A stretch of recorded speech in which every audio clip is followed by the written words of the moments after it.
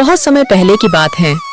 किशनपुर गांव में रमेश नाम का एक गरीब लकड़हारा रहता था। वह बहुत मेहनती व ईमानदार था। रमेश प्रतिदिन जंगल जाता और वहां से लकड़ी काटकर उन्हें बाजार में बेचता था। लकड़ी काटकर जो धन मिलता था उसी से उसका गुजारा चलता था। सुनो जी, तुम कोई और काम क्यों नहीं करते हो? इससे हमारा सही से गुजारा नहीं होता है। क्या करूं? भाग्यवान कोई और काम भी तो नहीं मिल रहा है। अगले दिन रमेश लकड़ी खोजते खोजते घने जंगल में पहुंच जाता है। तभी उसे रास्ते में किसी की पुकारने की आवाज सुनाई देती है। रमेश पास जाके देखता है तो उसे एक जलपरी दिखाई देती है। कृपया मेरी मदद करो, मैं बहुत दिन से बीमार हूँ। लेकिन मैं भला तुम्हारी मदद कैसे कर सकता हूँ? तुम तो एक जलपरी हो। इसी जंगल कुछ मील दूर एक गुफा है। उस गुफा के अंदर एक जादुई गुलाब के फूल है। उसे लाकर मुझे दे दो, जिससे मैं ठीक हो जाऊंगी।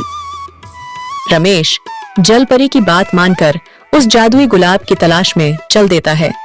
कुछ समय चलने के बाद वह उस गुफा के पास पहुंच जाता है। रमेश गुफा के अंदर जाता है। जैसे ही रमेश फूल तोड़ने वाला होता है, तभी उसमें से एक जिन निकलता है। मूर्ख मानव, तुम यह जादुई फूल नहीं ले जा सकते जब तक तुम मेरे 2 प्रश्नों के उत्तर नहीं दे देते। यदि तुमने मेरे दोनों प्रश्न के उत्तर सही दिए तो तुम यह फूल ले जा सकते हो। यदि तुमने एक भी प्रश्न के उत्तर गलत दिए तो मैं तुझे खा जाऊंगा। ठीक है, पूछो अपने प्रश्न। पहला प्रश्न, वह कौन है जिसके पास कभी तो दर्जन कपड़े होते हैं और कभी एक भी नहीं होता है? वॉशिंग मशीन है।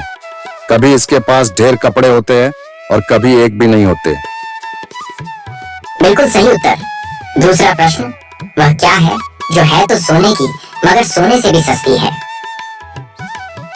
रमेश कुछ देर सोच में पड़ जाता है। इसका उत्तर चारपाई है। यह है तो सोने की मगर सोने से भी सस्ती है। तुमने मेरे सभी प्रश्नों के उत्तर सही दिए हैं। अब तुम यह फूल ले जा सकते हो।